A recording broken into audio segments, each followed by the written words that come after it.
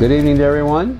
I'm Randy McCord, one of the pastors at Table Rock Fellowship, and I'm with Pastor Victor Borchard, who this evening has given us an excellent lesson from Luke 24, started in verse 13 today, called Your Emmaus Road. Very interesting use of the topic, and it's the first of is it 5 or 6 weeks series? So yeah, this is the second of a 6-week series. Second, my bad. Started Yes. Last week with Easter and the empty Right. tomb. Okay, and just so making our way through. Got it. Yeah? You included that in there. All right. Yes. So we're going to stay in. It's pretty well all in Luke 24, is it not? That's right. We're The just whole going week. to go straight Okay. on through. So the Emmaus story today is from Luke 24, 13 through 27. Is Victor goes through it in his teaching, and it had a very impactful message. The summary, if I can give it away, Victor, and you correct me if I get it wrong, is it was all things new is the topic of your series, but today dealt with a stranger visits disappointments and restores hope. That's great. I believe that's the summary you gave or something of that nature. Yeah. So it starts with these two men who have just come on Resurrection Day. Yes. How about that? Linda poked me and she said, I've never thought about the fact that they were sad on Resurrection Day. The day of. The very day. Yeah. And that's what they're talking about as they're going down the road. Yes. They're talking about this. And when Jesus then appears and asks them what they're talking about, the text says before then, they were sad. They were sad. Yes. So you then go on to sort of unpack that in your lesson. And I just kept thinking about, much of the lesson, of course, deals with the things they knew, because they were pretty good scholars, we would assume, of the Old Testament. They knew the prophecies. Yes. They had an intimate relationship because they were one of the group. They knew all the details. They knew the things he had said. They saw what he had done to people. And even though they had seen him die, no doubt, it doesn't say that in this text, and they knew for a fact that people had claimed he had risen, all they have about it is a sadness. Right. Isn't that so interesting? It's fascinating. What do you make of that, Randy? What I made of that, and that's the question I'm supposed to ask you, is it brought me to reflect on how I often am unaffected in my life and my feelings about what I intellectually know about God. So true. Tell me more. And, well, I'm going to ask you a question or two. But I have several questions, and I think this is an excellent result, and that's what much of your lesson was about, how Jesus was specific to visit them in that time, and then some of the techniques that he used as he went through that. Yes. So, if you don't mind, let's go through several of these. I mean, Please. or I could just sit here and you could do the lesson again and add, because if you're like me, you always have more time, you could talk. So great. Yes. Okay, so in verse 15, you made a very telling point right off the bat, and they're walking along, and it says that they're sad, and then in verse 15, you made the point that Jesus draws near to them and goes with them. Yes. And then the verses that come after that, he proceeds to listen in great detail as they tell him everything he spent the last day or 2 or 3 doing. Right. He doesn't interrupt. No. He doesn't interject. He doesn't correct them as they go along, and he just lets them deal with it all. I was just thinking about what would it be what would a psychologist say about that? What is it about the human psyche that is benefited by being able to tell what you know when the hearer already knows all of it to start with?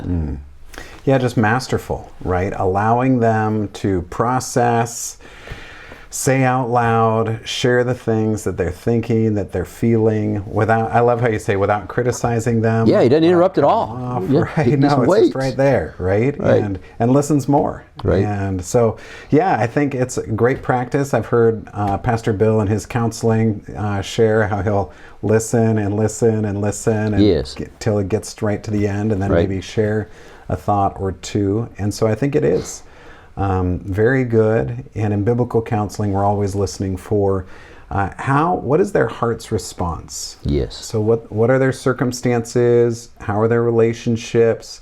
Where is God in their story? And how are they responding to what God is doing? And then pastorally, we seek to we call people to trust the Lord? What does it look like for you to have a faith response to these things? And somehow they were having a bit of a slow of heart to believe response. Yes. They were sad on the most joyous day ever. Exactly. Right? Yeah. Let's pick that back up, because as you were going through there, I was thinking, okay, how does this relate to me today? Because I know all these textual proofs that I see there in Luke, and we've heard sermons about them, etc. And yet I still get sad. I still have these times when you just really botch it, you do poorly. And so they, on the day that what they knew was going to happen from studying the Old Testament, they're sad because all they can see is, well, we thought it was going to lead to this, and it didn't. Mm-hmm. So they completely missed the event that every Jewish person had been waiting for, what, 15 centuries? Mm-hmm. I don't know the exact number. Yeah, very long time. Very long time. How long was this walk? It's a 7-mile walk, maybe 3 hours. Okay. So I walk for 5 miles a day. It normally takes me 2 hours, Right. so a little bit further Right. down the road, right? And So it's reasonable that a significant part of that, Jesus was just listening as he drew near. Mm-hmm. How does that happen in today's world for us? Yeah, I think that we'll see people who are going through hard times, and we'll see people who are looking sad, and to have that be quick to hear, slow to speak, right? Just ready to have that listening ear. I think we can serve people really well with that. And so I think that's part of it, just in our day, listening to what other people have to say before inserting our 2 bits, so to speak. So that's a great point. So listening is actually a type of ministry. How about that? I don't It's guess a I gift, don't guess right? I've even thought. I listen to people quite a bit, but I don't guess I thought about that as really being a ministry. Yeah, and I think it's a ministry. I think we can serve people well. I bet you do it all the time at the hospital as a chaplain. I do. Yeah, I spend all day on it, but rarely but sometimes you can actually use what they say. Mm-hmm. Sometimes it's just not too significant to anybody, but sometimes it's pretty useful. Mm-hmm. So, wow, that's a good point. To listen, because Jesus didn't learn anything that he didn't already know there. No, Right? it wasn't for his own benefit. It was not. But the fact that he drew near, and you made the point later on in your lesson that if you had just resurrected from the dead, would that be at the top of your list to go and walk a long way Right. with people and hear what you already knew? I know. Like, wouldn't you want to go to the multitudes? Like, go right to the Well, temple. yeah. Exactly. Say neener, neener to the chief priests, Exactly. and elders, and everybody. I've conquered death. Right. But no, he goes like pretty anonymously, pretty inconspicuously to like for maybe 3 hours on Resurrection Day, just hanging out with a couple of guys. How about that? How different would the New Testament be if he had, on this day, materialized in the temple? Right. I mean, he could have done all that. What kind of sermon could that have been? I know, and I'm just reminded. But he Randy, didn't. That's remarkable. That his ways are not our ways. Got His it. thoughts are not our thoughts. They're higher than our ways, past our finding out. I think of like his birth. Like, wouldn't he come from heaven to like the Trump Tower or something? Exactly. Like something Yeah. like conspicuous, Sure. opulent. Yeah. But it's a manger. Right. Resurrection Day, isn't he on CNN? No, he's just going for a walk with some guys. What if those guys would have been on their phones while Jesus shows up? Like, oh man, he's just trying to talk to, he's like unfolding like Exactly. 3 hours of Bible study. Right. All the prophets point to him and they're just like doom scrolling. Oh yeah, what? Yeah. That'd be sad. It would be. They wouldn't recognize him then That's either. some of what was going through my mind. That's one of my questions down here. Oh, good. So, but I mean, back to, I think probably that first point, that he joined them while they were sad. Do you think that happens to us? Yes. But are we sometimes as unaware? This is a pastor question, I guess, but Yes. I think we're as unaware sometimes as those men were. I think so. We are more like them than we realize. Right. You later on came up with the point that they spent all this time with him, and they, after all these hours, they didn't have any clue who he was. Right? They still couldn't recognize him. And there's something about, like, the Lord actually was keeping them from recognizing him. You know, Well, that probably would have to be true, I guess. Yes, and yeah, it's like that divine passive, you know. But their eyes were kept from recognizing him. Right. And so it's so interesting how the Lord, like, prevents that for his good purposes, right? Here we are talking about it these many years later. And Do you think that's why he did it? I think this is part of it. And this is... Because it makes such an effective story. Oh, it really does. And it is some of the most theologically deep and rich accounts Exactly right. Of Resurrection Day. Like, there is much here that we benefit from these guys who were kept from recognizing him right away, and yet we're able to have conversation, describe, or like, how did you miss it? Where have you been? Like, Yeah. you know? Yeah. Well, sort of, you didn't do this till like the last 3 or 4 minutes of your sermon, but you went back and gave just really fast, I think it was 60? Yes. 60? And our sign language interpreter let me know, could you slow it down just a little bit? I bet that's the truth. That actually was painful. I didn't think about her. She said if you could just pause a little bit Yeah, between each you one. went really fast, but Yeah. but there were 60 specific. I'm sorry about that. No, it was great. Right. It was, but not for them, I guess. Not for her. There were 60 specific prophecies that were individually done during that 2 or 3 day period. Most of them on the day that he came back to life. Yes. So, and they would have known all of those. Yes. And yet they're still sad, hearing all these eyewitness accounts that, well, we went to the tomb and he's not there now. So that level of cluelessness made me think about, in what areas of our lives are we that clueless? Right. Because it happens. Yeah, and I think especially in the disappointments. Yes. We're thinking we're not going to get cancer, and we do. We're thinking that, you know, it's Yes. going to turn out like this, and Well it doesn't. Whatever it may be. And it's right then, can I trust the Lord's plan? I love that quote from Yancey. When we can't see his hand, we need to trust his heart. Yes. Right? That was a good quote. And so I think that, it's there that we're going to have a hard time. And it's really what's more important to me. Right. Is it my plan that's more important to me, or God's plan? Right. Let me pick up on a question right there. Yeah. Why were they sad?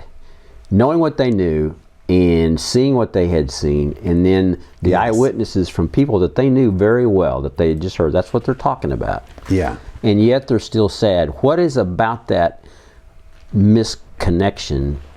What was causing that sadness, and is that something we could learn from? I think so. Yeah. Just from the text here, there's this huge "but we" in verse 21. But we had hoped that he was the one to redeem Israel. So, and he had just done it. Yes, right. That's the amazing thing. That's the irony. Right. The irony is just thick and rich throughout this whole passage, right? And so we had hoped that he would redeem Israel. And there's Proverbs 13, I want to say 21 or so, says, hope deferred makes the heart grow sick. Yes, I remember that text. So, right. So they were hoping really for a political redeemer to get rid of, and now that he's died, it's not happening. And so I think there's sadness on that level. But so that's the hope that was crushed. Yes. Apparently he didn't redeem Israel. They didn't think it happened. Right? Rome's still here. Well, that's not redemption as I foresaw it. No, that's right. And then I just think real naturally, he's Jesus of Nazareth, a man who was a prophet, mighty in deed and word before God and all the people. He's the one who we think is going to redeem Israel. But our chief priests and rulers delivered him up, condemned him to death, and crucified him. So I think there's like all of that sadness of, people just don't rise from the dead, like that doesn't happen. Jesus raised Lazarus from the dead, but who's going to raise Jesus from the dead, Right. And so I think just the very natural human loss of a loved one is a cause for great grief, right? So I think there's sadness on maybe like a few different levels there. A deep level of it, yeah. Yes. So it's lost hope, and then it's loss of a personal relationship, and it was a unique one. That was one of the things that I think we glean from that is Jesus wasn't like anybody they'd ever met. No. Ever. Never. And it wasn't like any religious leader they never. He was just totally unique, and they'd had a relationship, and now it's lost. So probably they didn't grasp what God was doing through it all. Right. And that's where you and I live. Yeah, and he's also standing right in front of them. Exactly. Oh, now that's ironic. I hadn't thought about that. He really is right there. He is right in front of them. That's really cool. Right. Yes. And he's right here with us. Yes. Right? Like where 2 or 3 or 4 of us are gathered together, right there in the midst. That's what he says. And oh, that we would recognize and welcome his visit. Yes. Receive his comfort. Point related to that. They're walking along, and he asks them what things. I believe I have the concept right. What things. And they stopped. Yeah. Stood still. They stood still. Yeah. Their intent, they have a process. They're supposed to be somewhere, I bet, by a certain time for some reason, if nothing else, before dark. And they stop to explain to him, or whatever the motion is. I think our world doesn't suggest and encourage stopping for contemplation or conversation. Yeah, he visited them in their stillness. They actually stopped. And there's a great story about Charles Spurgeon, how he was an old pastor, Yeah, I know Spurgeon. England. Right. More for, I figured you do, but just in case. Oh, I see. I'm sorry. Yeah. Yeah, that's right. I know it's pastor's conversation, right? My bad. Yeah, no, you're fine. And he's crossing the street, and he stops in the middle of the street, and it's kind of a busy street with traffic and horses and buggies, I'm sure, whatever was happening there. And whoever he was with, it's like, this is no place to stop, finished crossing to the other side. And when Spurgeon got there, he said, "Why did you stop?" He's like, "Oh, I had lost my awareness of the presence of Jesus, and I needed to stop until I became aware of him again." And there's something about standing still. I mean, there's just one Spurgeon, right? Yeah. I mean, talk about unique. He's not Jesus, but No, he's nowhere close. Yeah. But anyway, he's, but so in the stillness, right? To have an awareness of the Lord's presence. And yeah, I think it's, Well, of course, the phrase we all know, still. but I don't find it very easy to do, is be still and know that I'm God. Yeah. And that doesn't come natural to be still for many of us. No, busy, right? We're more like Martha, so much to do. Got a worried task, and you gotta get her- troubled about many things. Gotta get it done. One thing is needful. Okay, Mary, Yeah. stillness, chosen the better part. right. So we're supposed to pray without ceasing. Is that the same concept for us as it was for Jesus to say, well, what things are you referring to? Because he knew everything. There was nothing he learned in that period of time that he didn't already know, because he had actually been there and done it. So is that the analogy? That's what came to my mind. When I pray, I don't tell God a thing he doesn't already know. We're not informing him. No. So I think it ties in with the fact that you started your lesson with, that he joined with them and just was there. When it wouldn't seem like the priority thing to do. But it's significant with why he had just spent all these years on earth and what he had just died for. It's inconsistent, but it's consistent. So my question in all that is that why prayer has the effect it has? And why are we sometimes hesitant to do it? Yeah, I love that Jesus is ready to listen and that he's ready to draw them out. And I think of, say, when I can tell that one of my kids is going through a hard time, or my wife, or somebody that I know and love, and I ask them about it and they don't really want to open up. Maybe it's not the right time, maybe they're not there, and I might even know what it is. Maybe my wife has let me know what's going on in one of my daughter's lives, but I need to just kind of draw that out. Right. And I really want to hear from them, have them put it into their own words and hear firsthand what's going on. And I think there's something about a father's heart there. Even though he knows all about it, there's something just very good in that fellowship that we share, and that communion that we share of, he's our Heavenly Father, and we can come to him. And Jesus is like, what things? What's going on? Right. You seem pretty worked up here. Exactly. What are you guys talking about? Exactly. Yeah. Have you ever had a situation where you have these known facts or this situation, and you've worked it and you've thought about it and you're kind of worn out with it? You've done all these things and you're just not getting the answer. I used to get a lot in technical problems in tax work, etc. And you'd finally go to someone for help and you say, well, here's my situation. If you got a minute, and you explain it to them, at least half the time, from the recounting of the details that you already know to someone else, you have a new thought. Or that's happened to me many times. Have you had that experience, or is that just I sure have. No, you're not alone. And I think there is something about thinking through it out loud, working through it with somebody else. I have a friend, he's like, yeah, I do some of my best thinking in conversation. Interesting. Isn't that a good phrase? Yeah. Yeah. And oftentimes those new thoughts can come. And how much more when we're processing with the Lord. Exactly. Right? Welcoming Him. Jesus, what do you think about this? You know? So that's an aspect of prayer, I think, that we don't really account. Usually it's making your list of what you want from God and thanking for what He's done. And at least that's how I go about it. And I don't think that's the effective way to do it, or Jesus wouldn't have listened to them all that time. Do you agree with that or not? I'm not trying to make something up. Tell me more. How does this add to your understanding of prayer as you think about it? I get stuck at the fact that God already knows everything. He knows my thoughts. He knows all my behaviors. He even knows my future, what I haven't done yet. So what is the purpose of explaining all this to Him?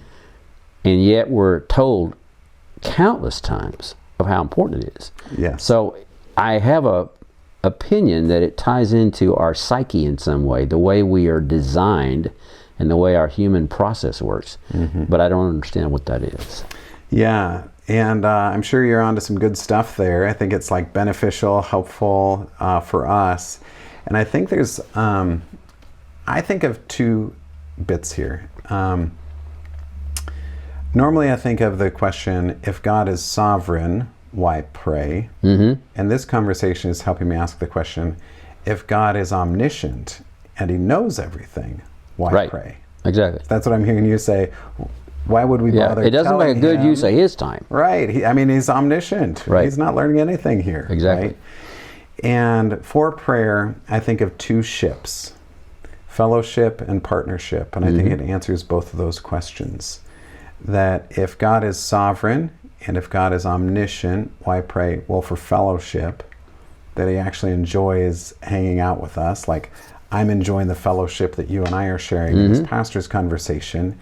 And if we're not both engaging it, then we miss out on that fellowship. So too amazing that God actually wants to fellowship with us, right? Just in that conversation, Father, child, all of that good stuff. And then there's also partnership, that God has His plan in His sovereignty, in His omniscience, and He's going to accomplish His plan.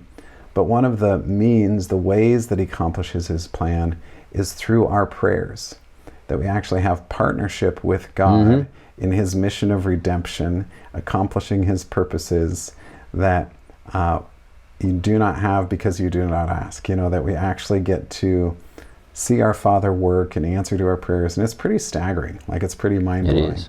So those are two reasons that I think of when I pray. I want to fellowship with the Lord.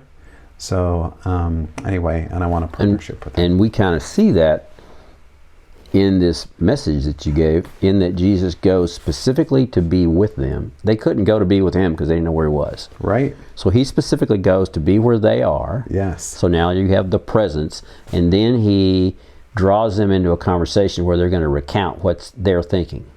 So He made that happen even in that scenario. Yes. And then once they had spent this time, just working this through, talking to Him with all that brought it fresh to all their mind, and they give an orderly account, right? They did. Then He gives an orderly account for the next part of we haven't gotten into that much, for the next part of the text where He's explaining, don't you remember that it was this, and it was this, and it was this, and it was this? Well, then once they're totally fixated on it and have gone through it already, it's kind of like prayer. You explain everything that God already knows, and then you get some of these thoughts. Yeah, that's the waiting. So that's he then explains this is what it means, and they already knew it had happened because they told him that it had. Yeah, and so good. I love that real picture of prayer there. Imagine if they just like blurt it all out and they say, "We got to go, Jesus. Yeah, We're out of here. exactly. I got someplace to be. Exactly. Something to do." But they actually did wait, and they actually did listen to him, and they did continue on, and he unfolded Moses, the prophets, all the things that were foretold, the suffering, the glory, right? And so, yeah, I love that picture of, for our prayer lives, we lay it all before the Lord, and then take a moment, like in the Psalms, the Selah, pause, think about it, and welcome the Lord's direction in prayer, the leading of his Spirit in prayer. What now, sort of a thing? Because I think on that trip, he used the time together and their conversation to remind them of what they already knew. Yes, and I he think didn't tell them a new fact. No, and doesn't that happen for us in constantly? Prayer? Yes. Like, there we are praying, right? And then the Lord is reminding us of what's true, convicting us of our unbelief, calling us to trust him, calling us to surrender and yield. Oh, but I had this amazing plan that isn't working now. He also helped them to rephrase the facts. They knew these facts because they related it to them very well in the first 2 or 3 verses of your text. And then they had drawn the wrong conclusion from the facts. Yes. I think that's something that happens to us a lot, or at least other believers that I talk to and myself. In today's world, we have a process or a thought of how we think it's supposed to be. They thought the Messiah was going to be a political, kingly, physical person. And when he wasn't that, then he wasn't the Messiah. Well, I think that's a pretty common misconception of how we kind of set God up to take care of this problem that we have, or this situation we have. And then we are disappointed as they are. And sometimes it takes more than that 3-hour walk to get you back on the right track. Yes. But it's the same kind of concept. Do you think so? I mean, is that a rabbit trail? No, I think it's exactly so. Yeah, that we have our plans and the way we want things to go, and it's just who's the Lord and who's the servant. Yes. Yeah. And then if it doesn't go the way we thought, then we're praying in disappointment and in annoyance. You know, you commented I work part-time at Asante. I get to talk to people as a chaplain. And so some days you'll talk to 20 different people. Well, a number of them don't want to talk to you when they learn you're a chaplain because they're angry at God about something. He didn't do it the way they thought they would. That's a pretty common theme. So I don't know how to fix that, but I think even when we're trying to listen, that is one of the tools that the evil one uses, I believe. Because they had only good motivations and they were still misdirected. Yeah, I don't. That's hard for you to respond to. I'm just thinking out loud. Well, it reminds me of a book that I read. I didn't write it. I read called "Good and Angry" by David Powlinson, and he's got a whole chapter in there. I think it's the 9th one. Okay. On people who struggle with being angry at God. Interesting. And you don't want to do that. You can be angry about your circumstances. Right. You can be angry about your sin. You can be angry about other people's sin. But anger at God, saying basically because anger pronounces a judgment, that's wrong. Yes. And to say that I'm right and you're wrong, God, is not where we want to land. So we want to avoid that mistake. And yet it's common. And like you say, you can talk to 20 people in a day, and a lot of them don't want to talk to the chaplain because they're angry at God. And you are now the ambassador. Yes. And so I wonder how Jesus would, maybe it's showing up like a stranger. Yes. Stranger at Asante, not on the road to Emmaus, but a stranger at Asante, coming in without the chaplain badge. Yep. What are you thinking about? How are you doing? How are you feeling? Yes. Do you ever think about I use that things? role quite a bit because there's a certain group, if they don't put any church affiliation, we're talking about something that doesn't matter. That's a pretty this good does way to matter. start. Mm-hmm. But to follow up that thought of people who are, quote, angry at God, it's because one of their preconceptions of what God should do didn't happen. Yeah. Like this story starts. Their preconception is that he would come and restore the Jews to their powerful position. Mm-hmm. That didn't happen. Mm-hmm. So their hope is lost.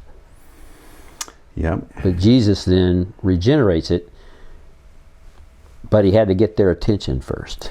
Yeah, that's right. And we know, like, sometimes when God crushes our idols, we can get pretty mad about it. Exactly. I had a neighbor who lived across the street who didn't want to talk to me as a pastor because, tragically, his son died of cancer. And he was mad at God that his son had died of cancer. I can't say that I blame him. No. My heart goes out to him, right? And so, yeah, there's Keller has a great book, Counterfeit Gods, Idols of the Heart. And it's when something becomes more important to me than God, or if God takes this away, or if I lose this, then I can't go on. Yes. And I'm angry about it. And I'm angry because that actually maybe mattered more to me than God. Right. And so I think it was Adoniram Judson, a missionary to Burma. I think buried 2 wives and 6 kids or something over there. Oh my. Like it wasn't a polygamist, but No, married. I get it. And when one of his wives was dying in his arms, he said, "I choose it. God, I'd never want this, but if you've ordained it, then I choose it." Right. And just that surrender, that yieldedness to God's plan can be very... So when we're talking about disappointments and we're talking about despair, these are some of the things that we know people who are in the congregation tonight have experienced and are Oh, yes. seeking to trust the Lord through. Maybe one last follow-up thought that you might want to speak to related to that. They were disappointed and sad Yeah. because their concept of what they had set up for God to do for them had not happened. So in a way, despite all that they knew, they had caused their own disappointment. And Jesus' response to them was still so remarkable. There was no criticism. There was no caustic critique. His way about it is just very, what's the word? Adorable? Very beckoning. Yes. He chided him just a little, right? He gave him, "Oh, foolish ones." Yeah, that's true. No, slow of heart to believe. Right. But I hear... But he wasn't hateful about it. He wasn't I hear it with a harsh. smile on his face. Yes. "Oh, foolish ones." Right. Slow of heart to believe all that the prophets Right. have spoken. And that seems to be more clear of his nature, that he's obviously demonstrating that. But we are slow to recognize that, it seems. Do you think that's the case? Yes. How can we get better at that? Is your Right. closing thought. Yeah, and I think it's just taking what we know about Jesus, about who he is and what he's done, and trusting in his goodness even when life hurts, even when it's not turning out the way we wanted it to, in the midst of our disappointments, trusting that his plan is better and he's got eternity in view. Exactly. Yeah. Well done. All right. We've used our time. You Great wanna to pray visit us with home? you. Yeah, let's do it. Am I praying or are you? I will. Great. God, we're grateful to you for all you are, for all you do. And we just ask that you would help us with sometimes our lack of comprehension of what we already know about you. The way we sometimes struggle to properly appreciate what you're doing in our lives because it didn't meet an expectation.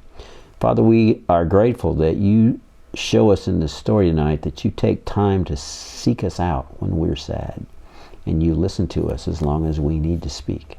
Help us, God, to be more anxious to speak back to you and more willing to understand that you do it on purpose and you deeply care about us. And that even when you had, Jesus, shown a great victory, You didn't go celebrate. You went to listen to those who needed you. Help us, God, to see that as the picture of you. Bless Victor tomorrow as he speaks more to these people who haven't heard this message yet. Help each of us as we think about it. And we ask that you would bless him and his work in Table Rock Fellowship in our activities to represent you in this place. In the name of Jesus we say, amen. Amen. All right, God bless you guys. We'll see you next time. Bye-bye.